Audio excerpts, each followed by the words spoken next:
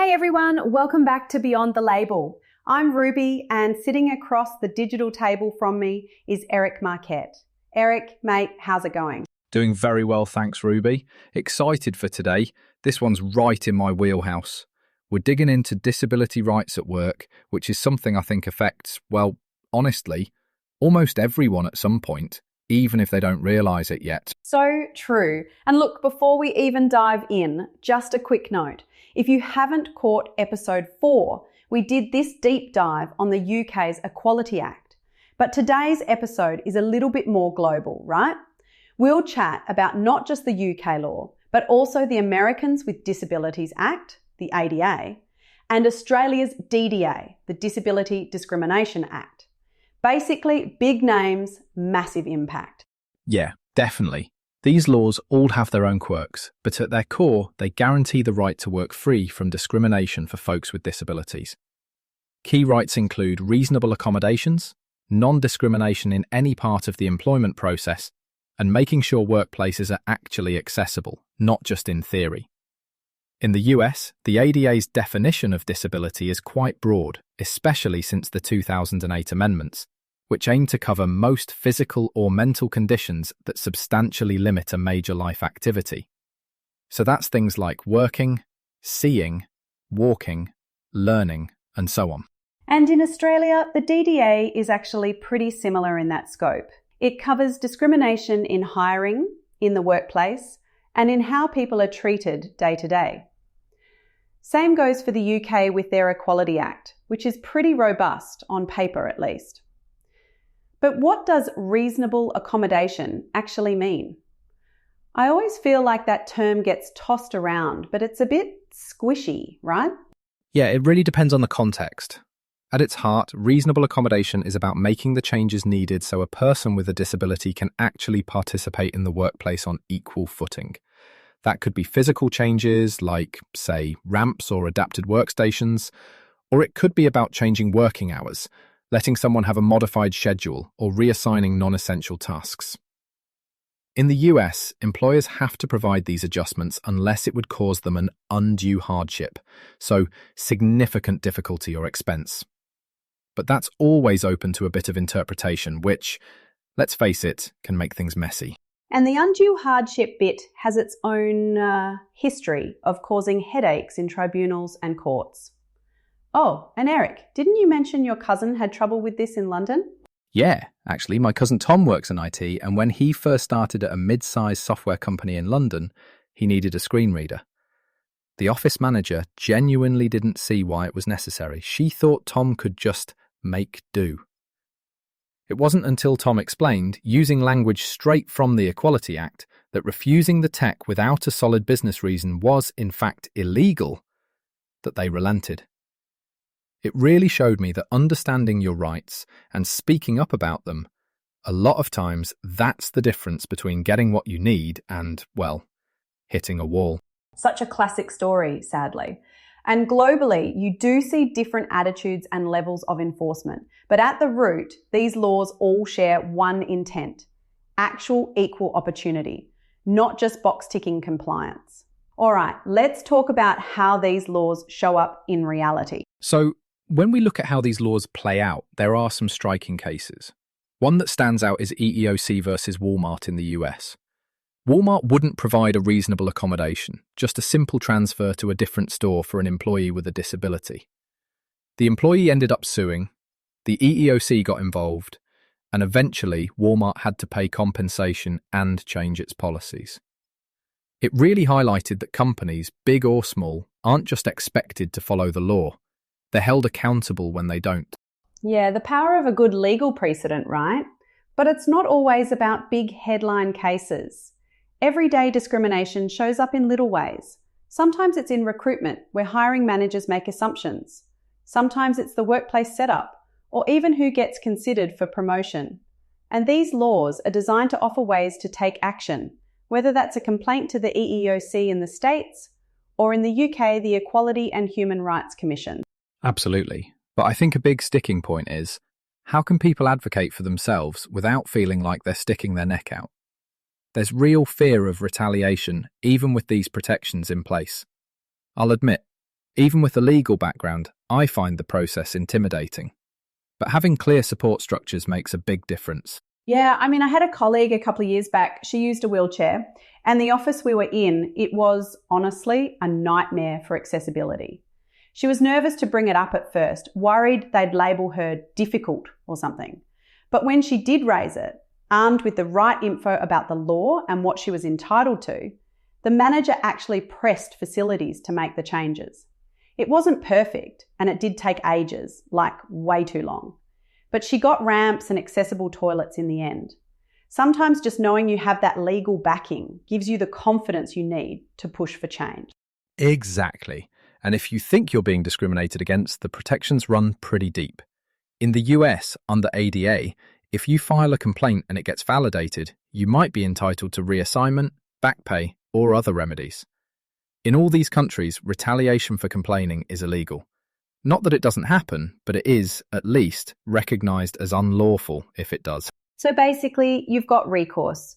It's still tough sometimes, but you do have tools.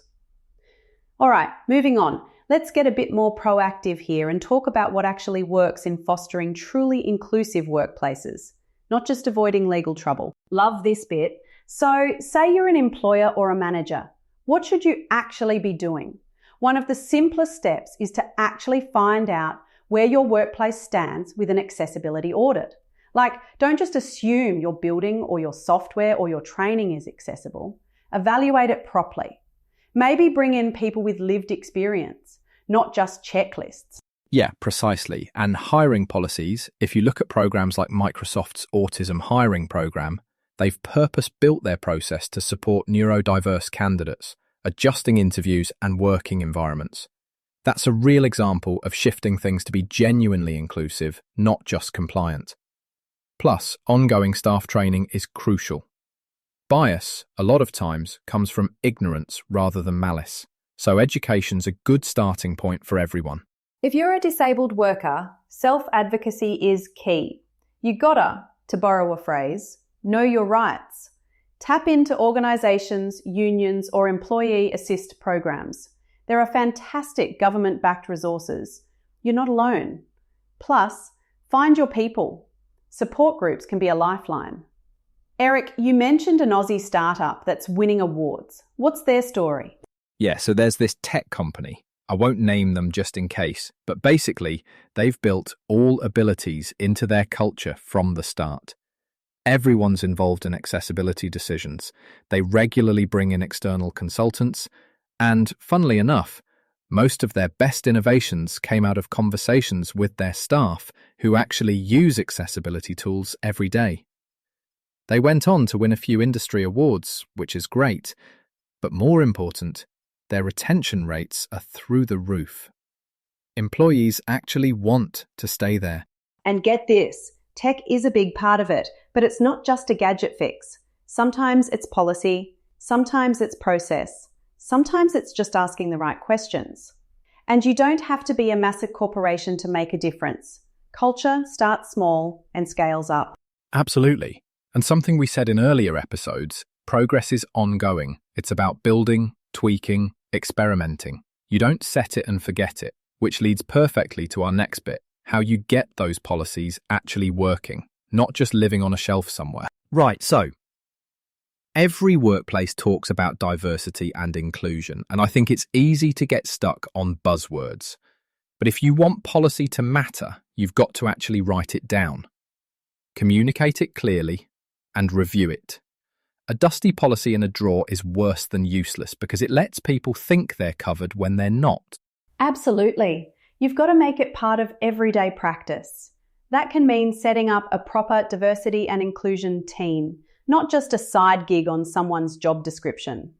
This team needs power and resources to oversee things like accommodations and to promote a culture where inclusion isn't just a checkbox you tick once a year. Spot on. A big part of this is feedback. Set up actual feedback channels, surveys, a suggestions box, or even anonymous focus groups, so disabled employees can say what's working and what's, frankly, not. Use that feedback to tweak your approach. Otherwise, what's the point?